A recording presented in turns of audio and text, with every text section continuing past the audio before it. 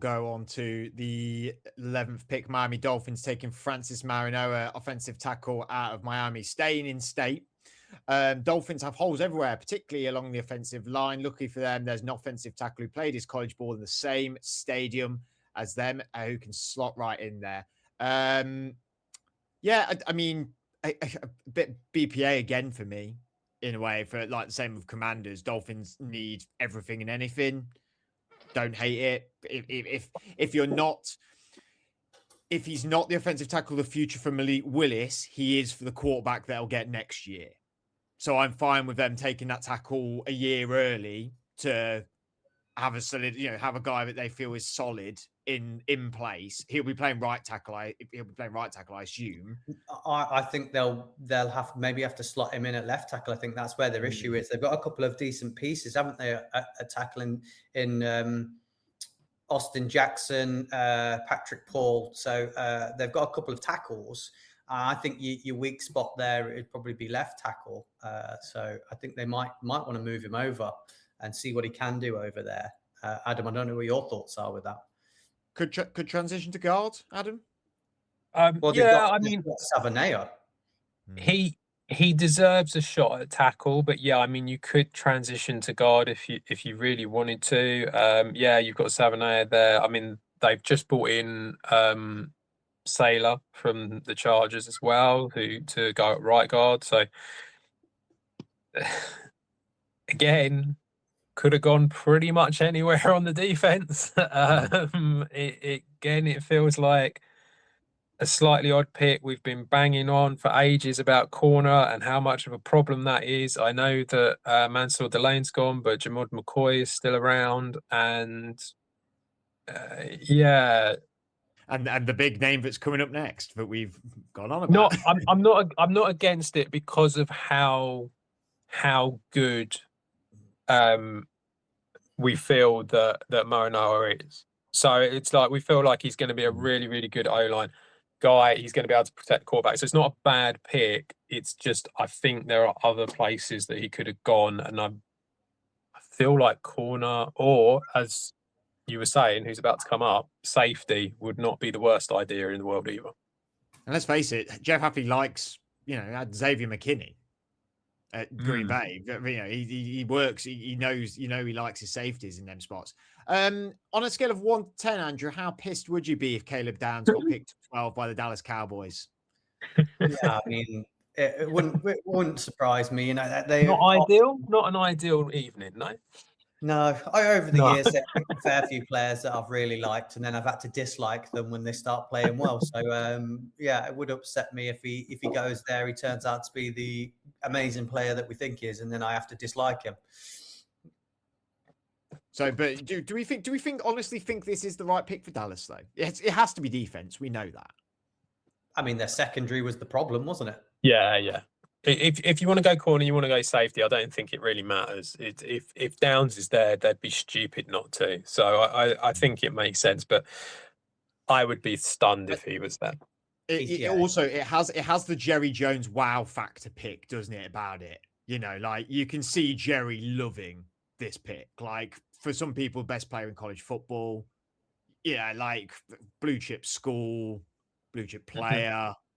Like it does scream a Cowboy pick in a way. If he got to this point, but like you both said, getting to 12 for Caleb is probably maybe a little ambitious, maybe.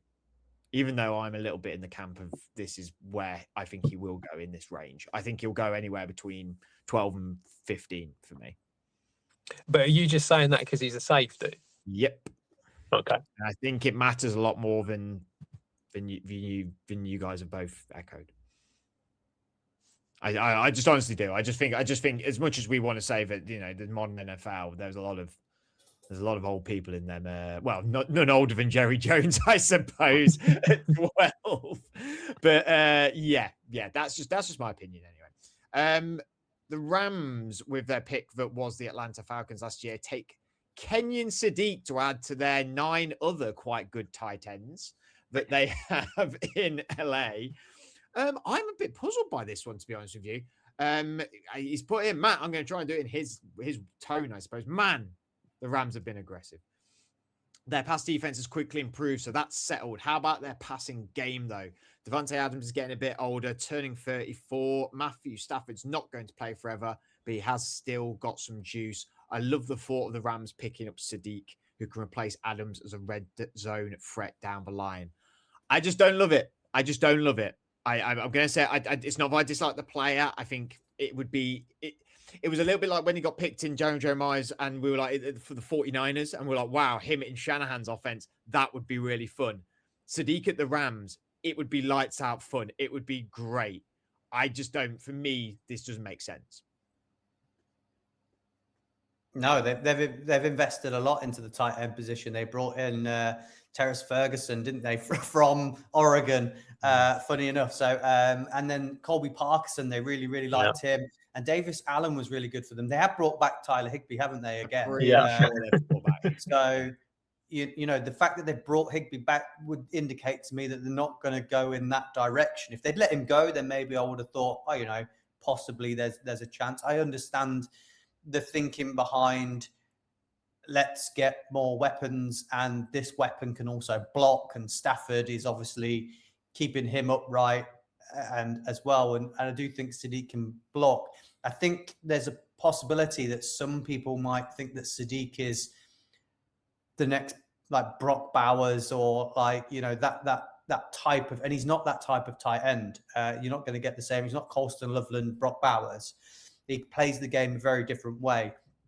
So I think this is a little rich for Sadiq and not a big need for them, as we've addressed. They've got plenty at the tight end position that I believe is talented as well. Look true pick. Yeah, I mean, I suppose the logic behind it is that he's not a tight end, though, isn't it? That he's going to be kind of either replacing Devontae Adams if he gets traded, or he becomes someone with the two of them kind of thing as a receiver, which we have kind of said he feels a little bit more like that, doesn't he, rather than a normal tight end. But yeah, I find it a strange one, and I actually find, for me, I would think, would you not want to put a bit more in that O-line? Well, that's what I was going to say to you. They're not bad, but there was a few injuries, and I feel like Spencer Farno on the depth chart, talented O lineman or talented tight ends. Yeah, I think another O lineman, and especially with Farno still on the board, it kind of makes sense to me. Number 14, Spencer Farno going to Utah, from Utah, apologies, to the Baltimore Ravens, offensive tackle, as you just stated a second ago. Yeah, I mean, he's got here now. Baltimore have some questions along the offensive line to figure out after their breakdown of the Max Crosby trade, and then getting Trey Hendrickson seemed to all work out. Like you said here, Lamar Jackson, more protection is never a bad idea. I don't hate this. I'm fine. I think in Daniel Jeremiah's, they went defensively. I'd be fine if it was O-line or receiver, didn't they? In Jeremiah's. I think it was. Did he go for Jordan Tyson? I think it was me that. Well, yeah, I think I wanted them to go defense, and he went. Okay. Well, I'd be fine with defense or offensive tackle here. I'm quite okay with that, or O lineman anyway. I mean, I suppose at the end, this is a really difficult one because it's really going to depend on what Jesse Minter and the whole lot want to do, because it's new coaching stuff. But you have to think that the logic would be to lean on Derrick Henry, so therefore you want fit O-line guys in order to be able to do that. And his coaching tree that he's come from tells us it's a trenches guy. If he's going to be like his coaching tree has been, where he's come from, it's going to be D-line, O-line. Yeah, that's how it seems to me. Yeah, that would make sense. So I feel like it's not a bad idea.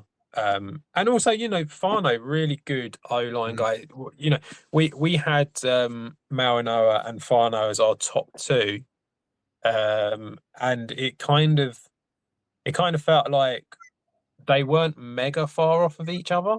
Like, and then it felt like there was a drop after that. So it's like I think that it's a good one. If you can get him at 14, I think it's a decent one to get there. Yeah, you talk about building around the fact that it'll be Derrick Henry, but when you've got Lamar Jackson as well, of course, you know, that dual threat O-line is what you want. Tampa Bay Buccaneers at 15 take a guy that fell in Daniel Jeremiah, and both of you went, do not get why he's falling. That's the Auburn edge, Keldrick Falk. Klatt says here, Falk's a great player, excellent athlete, and is long 6'6" with a ton of upside. We're only just seeing the beginning of what he could potentially turn into. You two both seem very bullish on him last week. Here at 15, he was what, mid-20s, end of 20s in Daniel Jeremiah's. Klatt's got him going here at 15 to the Bucks. I'm fine with the pick for the Bucks, as in like the positional pick. But you guys happy with him being in this range? You think this should be his range rather than the back end of the draft? Yeah. Fair enough. The New York Jets at 16. This was... Okay, yeah, this was Indianapolis Colts trade. Sorry, their pick that they traded. They take quarterback from Alabama, Ty Simpson at 16. Is the blood boiling yet, Adam? Is it boiling? For me, yeah. I'm the one who likes Ty Simpson out of the two of us. Adam was a massive Ty Simpson fan when he watched the most of Ty Simpson out of anybody else in college during the season. If you want blood boiling, you want to go up there because he ain't going to be happy with him going 16. Oh. No. Well, you'll even hear him say in his little blurb below it that this guy's not ready to start and he needs to sit behind someone and learn. And I'm just not sure the Jets have got time for that. I think, yes, Geno Smith's there, but if it starts getting rocky in the first couple of weeks, the fans are going to go get Ty Simpson in, and he's going to go in too early. It's the team's not ready for that, and it's going to be a whole Sam Darnold or whoever theory again, where he struggles because he's not had the experience, and he's not ready for the NFL yet, and it's going to go bad, and everyone's going to get fired, and they'll bring someone else in, and the poor lad's not even going to be given a shot. I think. Look, I don't think he's first round talent, but if he went to somewhere like, the Rams and sat behind Stafford, where no one's saying, "Oh, Stafford's had a bad game. Let's get him out and get Ty Simpson in," then I think that he could really learn and progress and maybe be the guy. I liked him. I think he's got some ability about him. He's not a first round pick. He's Mac Jones, and I liked him, and that's kind of the point. I don't think he should be taken in the first round. I don't even really feel like a team should necessarily trade back in at the back of the first to get him. I don't think he's quite at that level. He kind of, obviously he's not the same build as Tyler Shuck, but I think that he should be taken at around that point. That's where someone should take him and have a go. Shuck was like mid-second, right? Sort of just third. Yeah, quite near the beginning of the second, wasn't he? I think the issue you've got with that, though, Adam, is when we're saying this guy needs to sit and he needs to learn. You can imagine this with Jordan Love, who people didn't think was a first-round talent, but if they're sitting for a couple of years, by the time you're getting them in, you're giving them a new contract straight away because you've only got the 4 years. I can understand that, but I think you're trying to force something if that's the case, and historically that never works, and it's always a disaster if you do it. Also, the Jets have got a ton of picks. They've got loads of picks next year. We've got loads of quarterbacks next year. Just don't be stupid. Don't do it. You're gonna have a plug and play next year, aren't you? So. Exactly. Just have a year with Geno Smith and just understand that you're not going to be very good. And if that means that the coaching staff get fired, well, they probably should have been fired already. So, start again next year. I think that's what it's going to be. So, happy days, Jets fans. Blake Miller, offensive tackle for Clemson, going 17 to Detroit Lions. They need someone to replace Taylor Decker. I think this is absolutely fine. I don't think we need to dwell on this, do we? This one, I think it's a good pick. Happy for him to go here. Detroit need it. Yeah, again, I've not got round one talent on him, but he's the safe pick. He's 4 years at right tackle at Clemson, and he's a solid player. Nothing special, nothing, not bad at all. So, if the Lions want that on their island, then they'll be happy. We didn't get to talk about him in Daniel Jeremiah's because he wasn't drafted, but Peter Woods going to 18 to the Minnesota Vikings, has his edge, but I believe he's a D tackle, isn't he? More. Yeah, he's For inside. Clemson. Yeah. You guys were both quite bullish on him in the last mock and said, can't understand why he's not been picked. Has been picked here at 18. So he's gone from one NFL analyst not having him in the first round at all to another NFL analyst having him at mid-round in the first round. What do you both like about Pete Woods? Well, he's easily the best interior guy. And the 2024 tape, he was an absolute wrecker. You can see in Joel Klatt's little explanation, I thought he was going to be a top 10 player entering the 2025 season. I saw people mocking him at the start of the 2025 season as the number 1 pick. Yeah. That's how bullish people were on him. Look, Clemson had a lot of people saying that they were going to be in the mix for the national championship. Their team is that strong and that good. They'll make a run in the playoffs and they have a chance. And they fell short of that. And I think that the likes of Woods and Parker have been, and maybe a few of the others are being punished by Clemson's sort of falling short of the bar, and it's dropped them down boards. But I think they're all, if you watch the tape, they're all individually talented enough to fit in with an NFL team. Agreed. Agreed. 19, the Carolina Panthers go Caden Proctor, offensive tackle from Alabama. It says here, left tackle Ikem Ekwonu seems likely to miss the entire 2026 season after rupturing his patella tendon in the Panthers' playoff loss to the Rams. Actually didn't know that. Did not know that, to be honest with you. I completely forgot that happened. So while the Panthers just recently signed Packers left tackle Rashid Walker, it's smart for them to get as much protection in the front of the quarterback, Bryce Young. Proctor's an athletic left tackle, considering his tremendous size of 6'7" and 350 pounds. So Bryce Young will definitely still not be able to see over his O-line. As much as you all know that I'm a very, very big Bryce Young fan. I do really like him. I actually met a very patriotic Carolina Panther in Air Pub the other week, actually. And we got a chance. She works with a friend of mine, and we were talking about football. And I said, "Oh, you support?" She said, "I'm from Carolina, big Panthers fan, huge Bryce Young fan." Was actually an intern at UNC and was in the Drake May meeting when he was getting interviews for the NFL. I thought that was so outstandingly cool. It was a weird shit. She was like, "I can't believe I'm telling someone this, and someone actually knows who Drake May is, let alone about Carolina Panthers and stuff." Fine by me. I didn't realize Ike Ekwonu was that injured. Did not realize that. That's passed me by.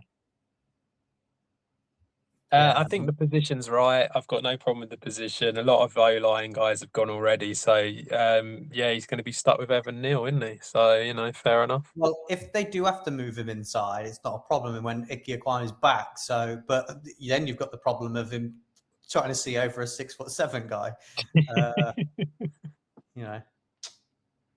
6'7" guy is going to be pushed back into him all the time as well. He's not going to be pushed back. He's definitely not going to be pushed back. He's got 350 pounds. He better not be bloody pushed back. He better hold his ground. The trouble was he kept getting beaten by smaller, quicker guys around the outside. And if you're on the inside, you're not going to get beat by quicker guys, are you? No. It's just going to be a man mountain crashing into another man mountain, isn't it?